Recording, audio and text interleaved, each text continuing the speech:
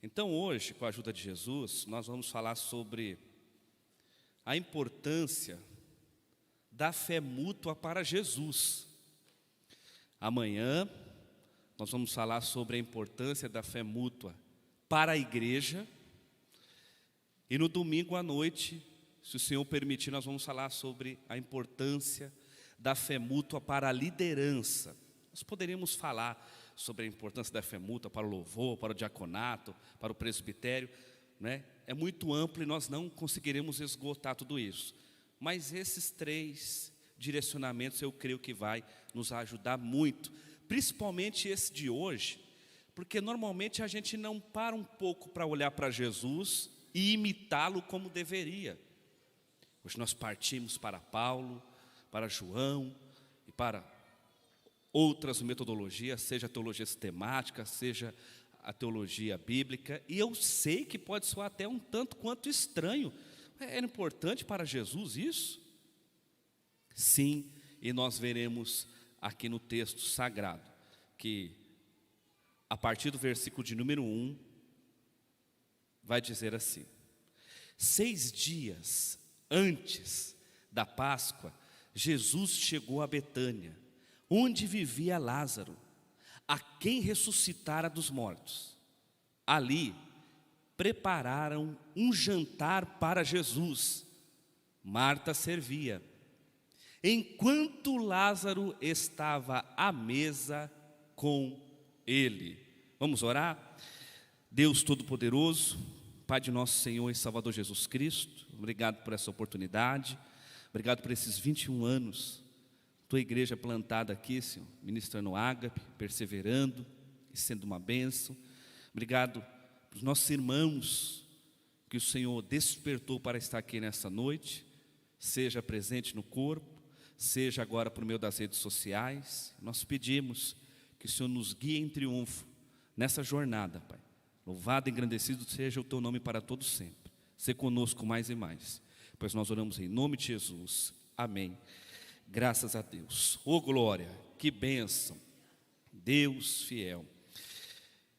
Conforme nós sabemos bem, Hebreus capítulo 11, versículo 1, a definição que todos nós decoramos acerca do que é fé, que a fé é a certeza daquilo que esperamos e a prova das coisas que não vemos. É a primeira maneira, é o primeiro contato, é a primeira definição que nós aprendemos rapidamente. Mas nós sabemos que existe também a fé salvadora, ou seja, aquela que quando nós recebemos a palavra de Cristo, a mesma nos capacita para a recebermos, a abraçarmos e nos arrependermos do nosso pecado. É o que nós chamamos de fé salvadora. Mas ela não é única. Existe também a fé como um dom para a operação dos milagres, dos prodígios, dos sinais, das maravilhas. Existe também, conforme Paulo orienta Timóteo, a fé fingida. Sei que no Ceará não tem gente fingida, né, irmãos? Mas lá em São Paulo tem alguns. A fé fingida. E nós temos também a fé mútua. Mútuo significa literalmente recíproco. Aquilo que é de um e de outro. Aquilo que é meu e que é seu. Esse é o significado. E é nessa dimensão que nós vamos caminhar nesses dias. E lá em São Paulo, nós damos inúmeros exemplos. E eu não vim aqui para ser uma pessoa diferente da qual eu sou lá. Não vim aqui me apoiar num personagem, nem tampouco numa máscara. Pela misericórdia do Senhor, nós temos sido cuidadores de pessoas. E em inúmeros exemplos que nós damos da vida cotidiana, um deles que eu sempre menciono lá, é que um tempo atrás, era comum, quando um familiar de idade era levado até um médico, e a situação dele era delicada, uma doença em estado agravado. Era muito comum que um médico, depois de perceber, examinar e ter um diagnóstico, ele chamava então um familiar, não a pessoa, diretamente falando, e dizia: olha, essa pessoa tem pouco tempo de vida, essa pessoa não vai durar muito, é questão de tempo. E a partir disso, então, os familiares iriam proporcionar um bem-estar. Muitas vezes essa pessoa, alvo desse diagnóstico, não era comunicada diretamente, porque entendia-se, se ela receber essa mensagem, isso pode ser pior. Então o familiar, que não era tão bom, passava a ser bom, porque eram os últimos momentos. Eles sabiam, eu preciso fazer o melhor. Por quê? Porque esse familiar vai morrer em breve. Quem entende do assunto, assim o disse. Nós chamávamos isso de a pessoa estar desenganada. Ela foi desenganada pelos médicos. Quem aqui já ouviu uma história parecida como essa? E aí então você diz: irmão Igor, mas o que isso tem a ver comigo? E com aquilo que o Espírito Santo tem a fazer nesses dias? Se eu perguntasse para você assim: se você soubesse que você tem uma semana só de vida, o que você faria? Se você descobrisse que tem uma semana unicamente nessa terra, o que você não faria? Se descobrisse que você tem uma semana de vida, para onde você iria? Para onde você não iria? Com quem você gostaria de ficar? Quem você não gostaria de ver? Nós costumamos a dizer que pessoas, quando recebem essa certeza, muitos se desesperam, muitos vão se isolar. Eu não quero ver mais ninguém. Vão prantear, vão culpar Deus, vão culpar o pastor, vão culpar os presidentes, presidentas.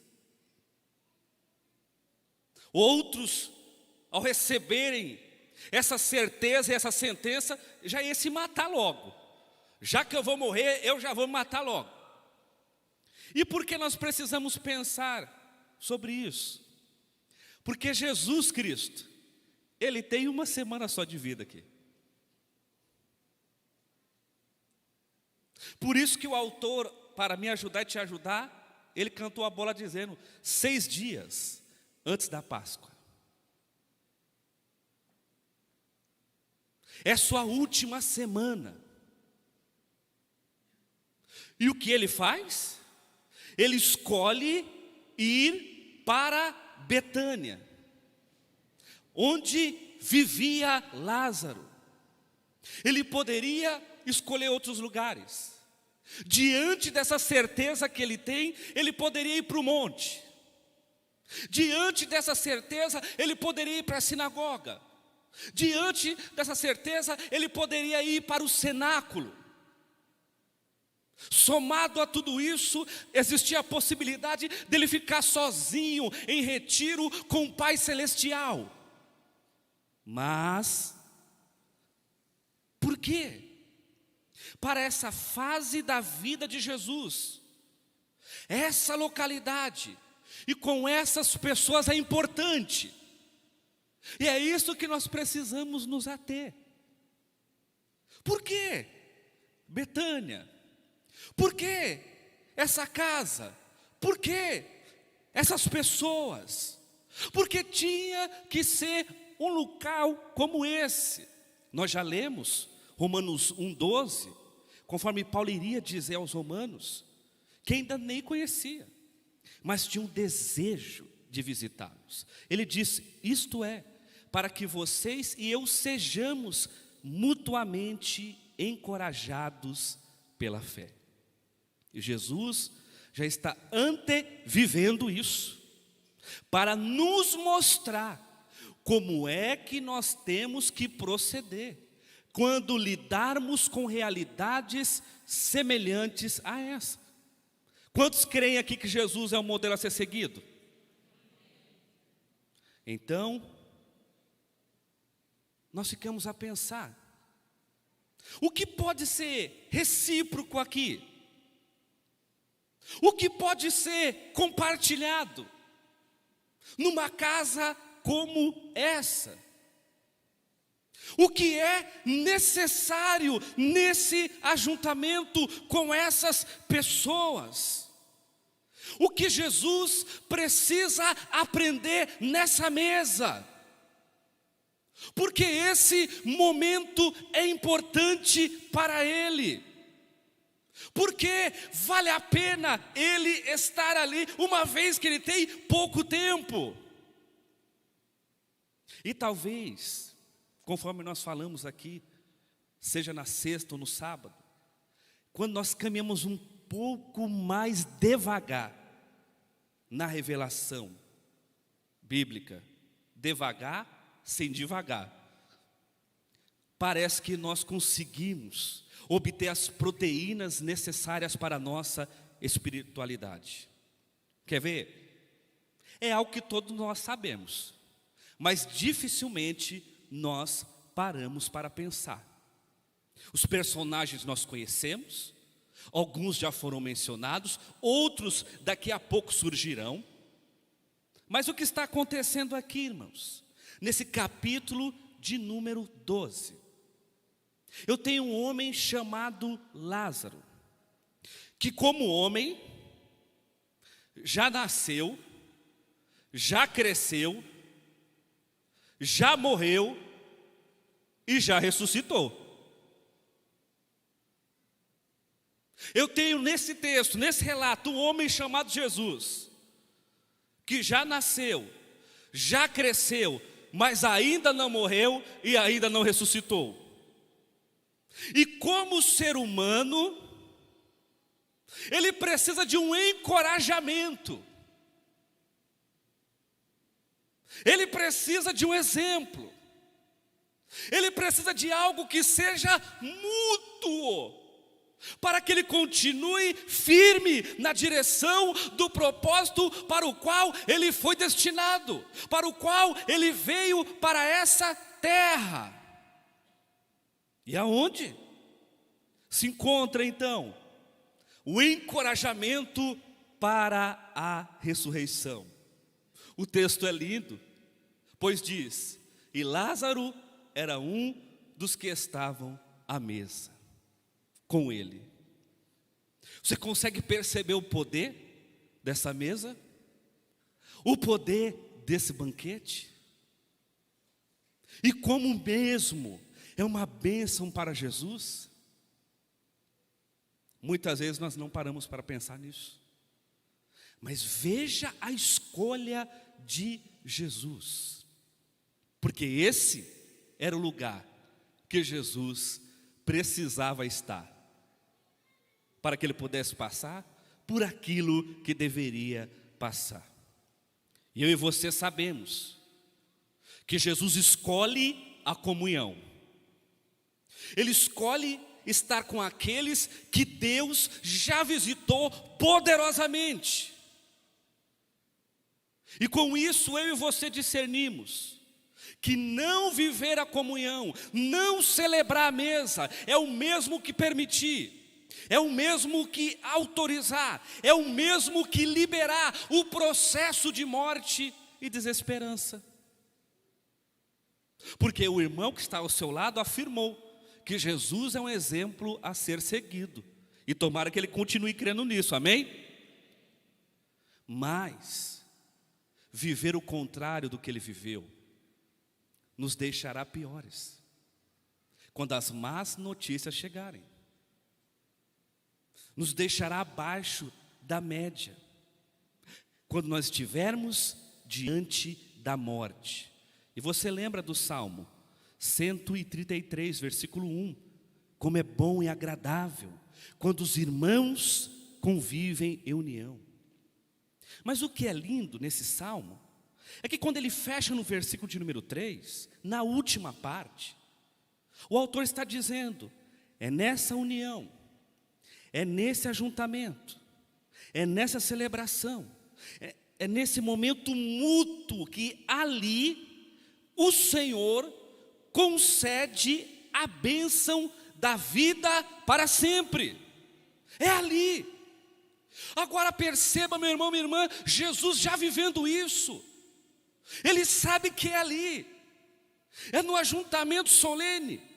É no povo que depende de Deus, é ali que o Senhor está dando, liberando, concedendo abundantemente duas coisas que todo ser humano precisa para viver bem, que é o quê? Bênção e vida. Vida com abundância. E Jesus respeita esse princípio. Mas se eu não entender isso corretamente, eu me embaraço, eu me enrolo, desembocando assim em angústias maiores.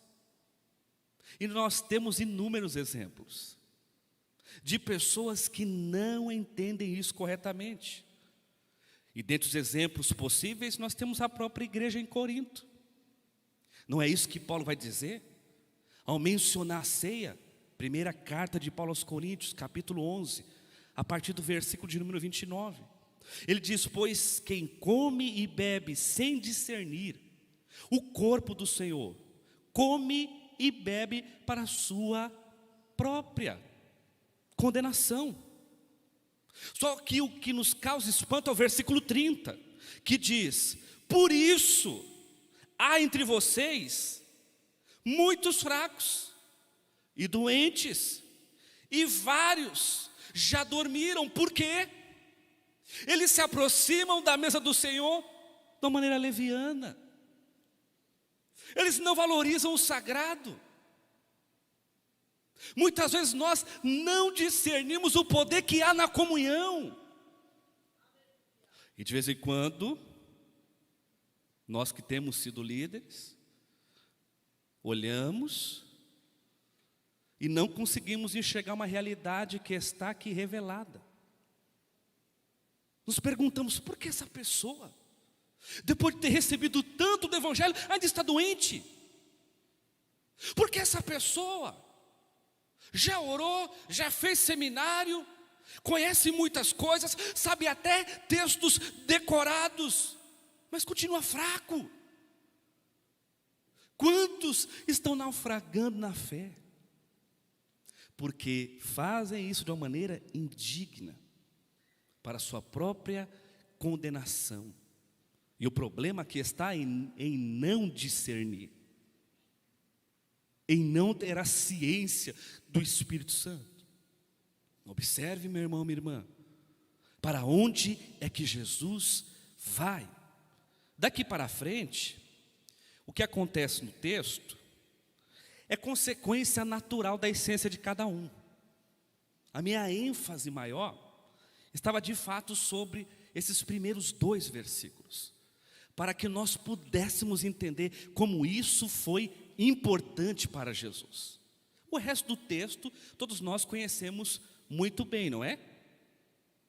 Exemplo, se nós fôssemos abrir aqui a oportunidade para que eu e você fluíssemos no Espírito Santo, ou para que eu e você fluíssemos de fato como quem nós somos perante Deus, como esse culto ficaria? Se tivesse aqui um pentecostal assim, dissesse: agora você vai dar lugar,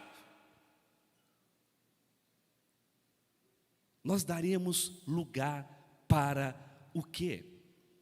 Você se lembra que no capítulo passado, tanto Marta quanto Maria foram até Jesus, e as duas disseram a mesma coisa: Senhor, se estivesse aqui, o meu irmão não teria morrido.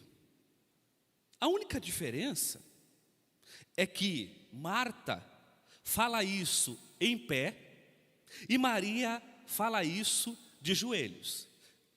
As duas falaram a mesma coisa, A mesma frase. A diferença é na posição.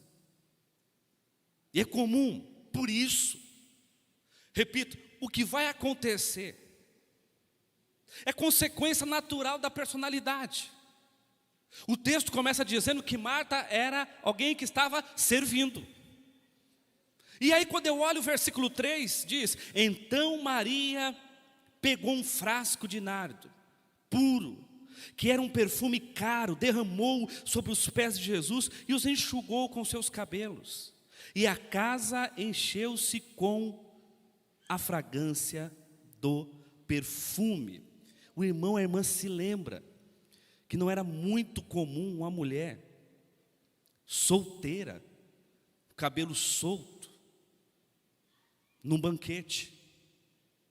Possivelmente, esse nardo puro, esse perfume caro, a irmã Maria poderia estar reservando para o seu casamento. Mas, como o texto é sequencial, possivelmente o autor quer que você se lembre qual foi o último encontro que Maria teve com Jesus. E quando lá esteve, a ênfase era essa: se o Senhor estivesse aqui, o meu irmão não teria morrido. Mas agora, 6 dias antes da Páscoa, e ela percebe que Jesus escolheu ir para a sua casa. E agora ela entende que o momento anterior já foi superado. A causa já foi respondida, o morto já passou a viver, e diante dessa oportunidade sagrada, ela entende: o que eu tenho de melhor, eu vou despejar agora aos pés do meu Senhor. Eu já pedi, já orei, Ele já realizou, agora eu vou fazer a minha parte, porque essa oportunidade eu não posso perder. O que eu tenho de melhor, eu vou depositar, porque eu sei que Ele é digno de glória, digno de honra, digno de louvor, digno de força, digno de soberania. Percebe a oportunidade nesse banquete para Jesus? Percebe a oportunidade nesse banquete para Maria? Percebe a oportunidade que nós temos hoje de celebrarmos o Senhor? Ela percebe: eu preciso dar o meu melhor. E adorador, acho que você conhece algum adorador. É lindo demais, não é? Porque ele não se importa tanto com o que o outro vai achar. Se você olhar com cuidado, é uma cena escandalosa, irmãos. É que nós romantizamos um pouquinho, não é? Mas ela entende, nesse momento, é eu e o meu Senhor. Nesse momento, sou eu e o meu mestre. Nesse momento, chegou a minha hora. Quantas coisas estão acontecendo nesse ambiente. Quantos encorajamentos. Quantas adorações. Quantas ofertas profundas. Os entranháveis afetos de misericórdia. Ela diz: eu não vou perder essa oportunidade. E curiosamente, a casa encheu-se com a fragrância do perfume. É lindo quando Paulo futuramente vai falar do bom perfume de Cristo naqueles que são salvos. E observe que é aqui. O bom perfume é aquilo que Deus recebe com cheiro agradável e aprazível.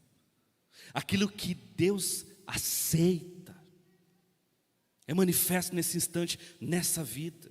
Algo que é agradável ao Senhor. Mas, essência é essência, não é? Quando nós olhamos o versículo de número 4, diz assim: mas um dos seus discípulos, Judas Iscariotes, que mais tarde iria traí-lo, fez uma objeção: porque este perfume não foi vendido e o dinheiro dado aos pobres? Seriam 300 denários. Só que o versículo 6 revela o coração dele. Ele não falou isso por se interessar pelos pobres, mas porque era ladrão.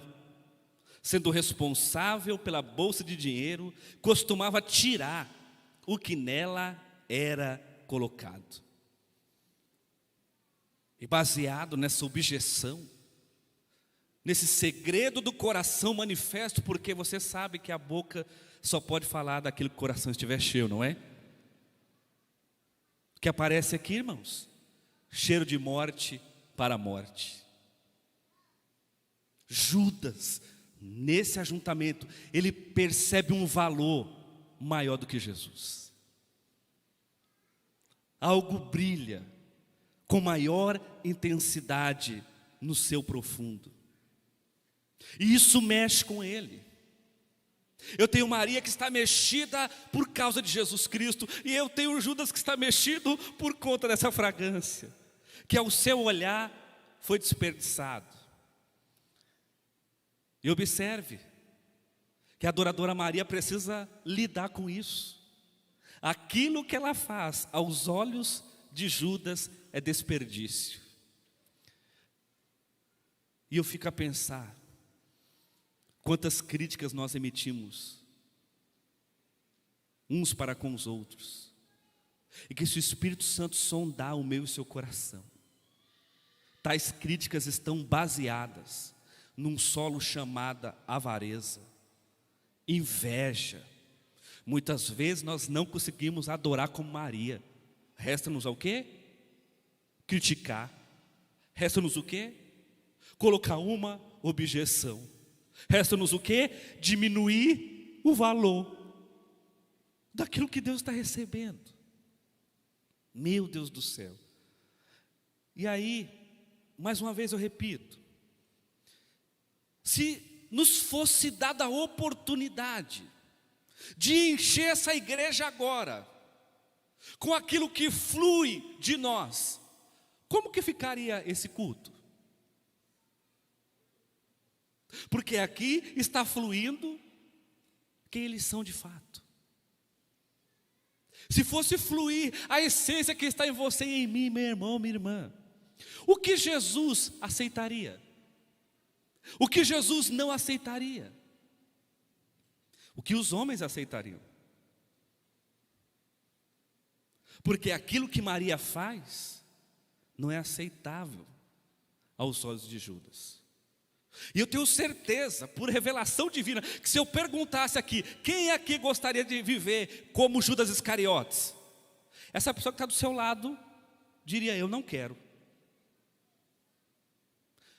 E amém por isso, glória a Deus. E se eu perguntasse assim, quem aqui está vivendo como Judas Iscariotes? Talvez os números sairiam do zero. Porque para esse tipo de adoração, isso não é mútuo para Judas. Não é recíproco. Ele não faz parte. Ele está lá, mas não tem essa essência. Ele está lá, mas não nasceu de novo. Ele está lá, mas não consegue adorar. Ele está lá, mas não consegue fluir. Ele está lá, mas não consegue ser uma bênção. Ele está lá, mas não consegue ser aceito pelo Deus Santo. Meu irmão, minha irmã, o que é lindo no adorador, que mesmo enfrentando dificuldades, com os Judas Iscariotes, ele tem a proteção do Senhor. Versículo 7, respondeu Jesus, deixa em paz, que o guarde para o dia do meu sepultamento, pois os pobres vocês sempre terão consigo, mas a mim vocês nem sempre terão. E uma coisa inexplicável é que a adoração é uma dimensão que está sempre para muito mais além do que nós imaginamos. Você sabia disso? Porque a mulher, com esse ato de oferecer o seu melhor, Jesus recebe isso, entendendo algo que nem a mulher entendeu, que ela estava preparando o corpo dele para o sepultamento. Deixa eu dar um exemplo mais simples. Você contribui financeiramente,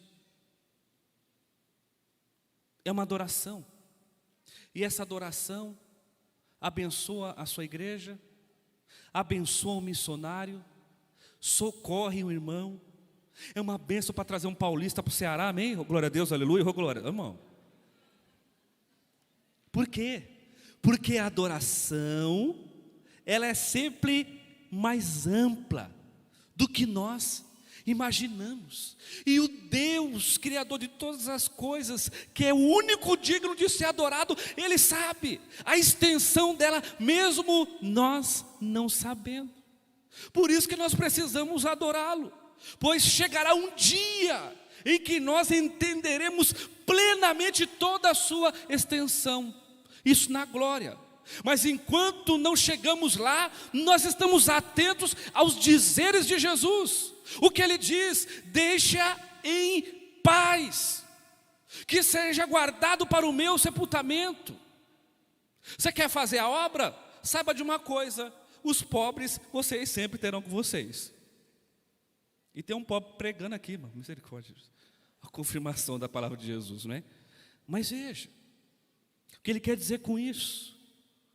Que você e eu que vivemos a fé mútua sabemos que, baseado nos governos desse mundo, ninguém vai resolver a questão dos pobres.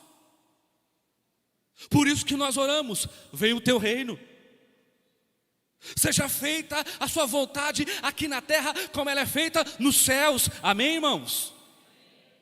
Nós entendemos, porque assim nosso mestre disse nesse momento, assim Ele comunicou a nós. E quando nós olhamos então o versículo 9 em diante, diz assim: enquanto isso, uma grande multidão de judeus, ao descobrir que Jesus estava ali, veio não apenas por causa de Jesus, mas também para ver Lázaro, a quem Ele ressuscitara dos mortos. Assim, os chefes dos sacerdotes fizeram planos para matar também Lázaro. Versículo 11: pois por causa dele, muitos estavam se afastando dos judeus e crendo em Jesus. Você já imaginou, se tiver uma pessoa aqui, ou na internet, vou usar a linguagem nossa, pentecostal, que Deus fez a obra na vida dela? É Deus puro no manto. Deus fez algo que era só Deus que poderia fazer, como aconteceu no caso de Lázaro. Só uma.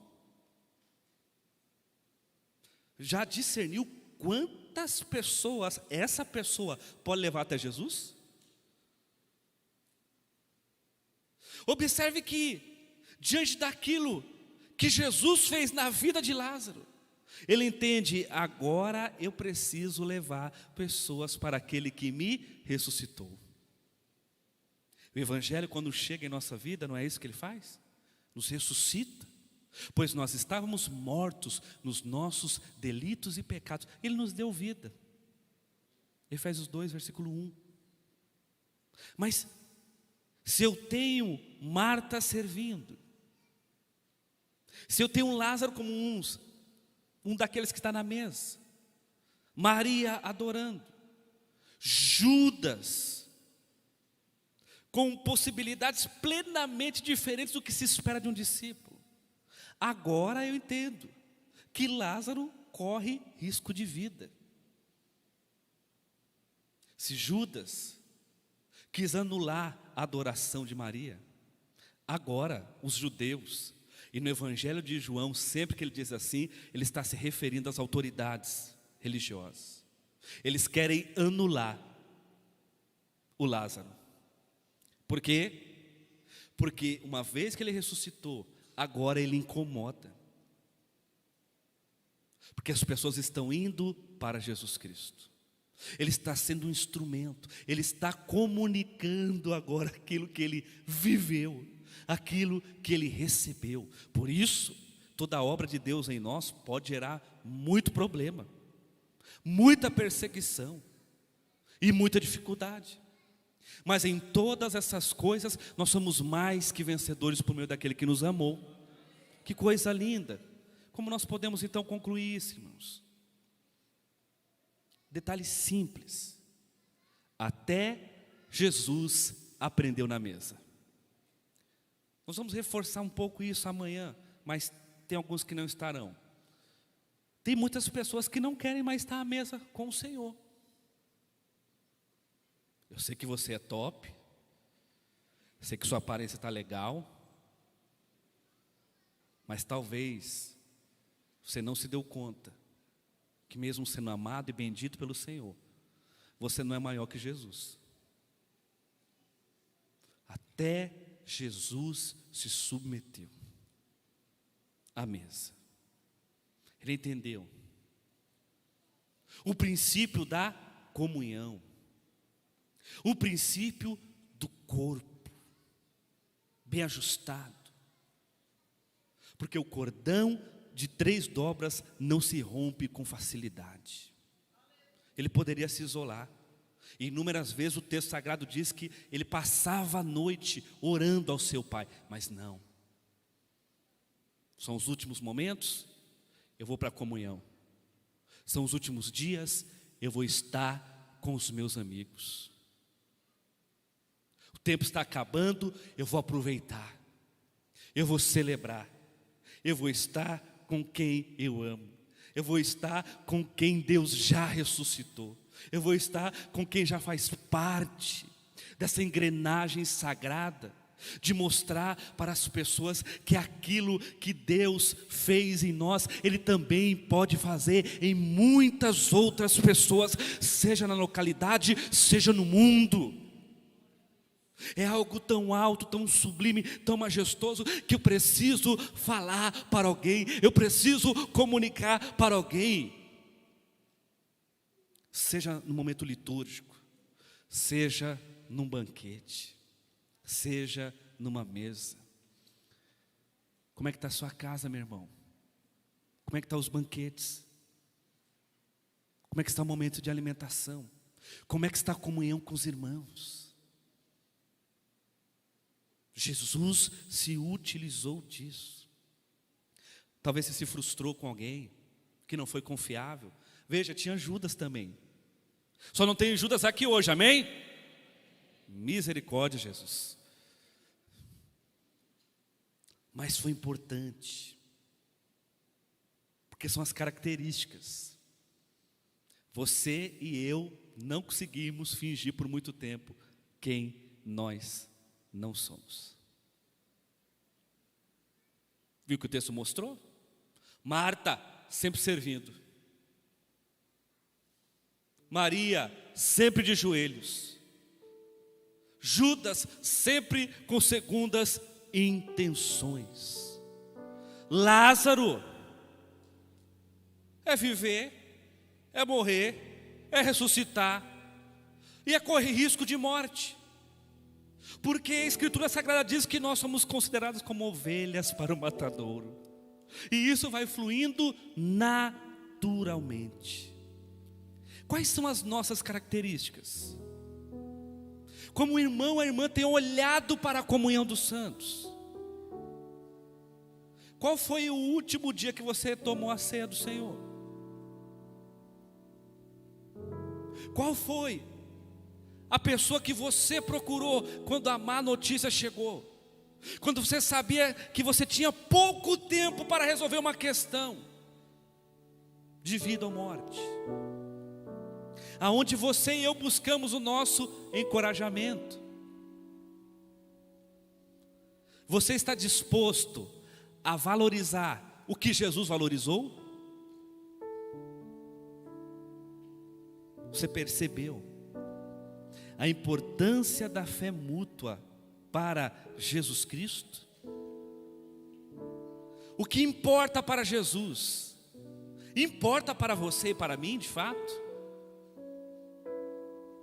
Meu irmão, minha irmã, como o Tiago disse, não sejam só ouvintes da palavra, mas sim praticantes. Porque aquele que ouve a palavra e não pratica, ele engana a si mesmo, com falsos discursos. Eu tenho plena convicção que tudo isso nós sabemos muito bem, mas eu não tenho plena convicção se nós estamos vivendo isso. Será que tem gente aqui que está aqui, que até ama um culto como esse? Glória a Deus por isso. Mas uma comunhão mais próxima você corre. Talvez você que até diz, eu sou um seguidor de Jesus, eu acredito nele, mas não consegue colocar em prática aquilo que ele colocou. Você diz, mas aquele. Veja essa casa. Tem Marta, tem Maria e tem Lázaro. Você que tem dificuldade, porque você só gosta de lidar com pessoas que são parecidas com você, que pensam igual a você. Veja a casa que Jesus está. Esses 3 irmãos, cada um tem a sua característica e é mais forte do que eles. Eles sempre estão fluindo conforme eles são. E você que está escondido atrás dessa máscara, atrás desse tempo de igreja, mas que já perdeu a essência, de modo que aquilo que Jesus priorizou, você não consegue priorizar. Ele está aqui nessa celebração, nesse banquete, para nos trazer de volta para a vida cristã, para a simplicidade. Seja profundo, nós sabemos disso. A dificuldade agora é em ser simples. A dificuldade agora é ter coragem de sentar e saber nessa mesa, quando eu olho para esse irmão, para essa irmã, Senhor, graças eu te dou. Veja o que tu fez na vida dele, veja o que tu fez na vida dela, e isso me encoraja, porque se o Senhor fez na vida dele, dela, o Senhor não faz acepção de pessoas, o Senhor pode fazer na minha vida, o Senhor pode me tocar. E quando o Espírito Santo abrir os nossos olhos para entendermos o que Deus está fazendo na vida de todos os que creem, meus irmãos, nós teremos mais motivo de alegria, mais motivo de regozijo, mais encorajamento. A resposta de Jesus para nós é o quê? Aquilo que nós precisamos já está aqui e pode ser comunicado de um para com o outro. É recíproco, é santo, é verdadeiro, é mútuo, é disponível. Não tem uma elite que alcançou e os outros não podem não. É derramado abundantemente na vida daqueles que creem. Nós só precisamos crer. Então nós vamos orar. Amém?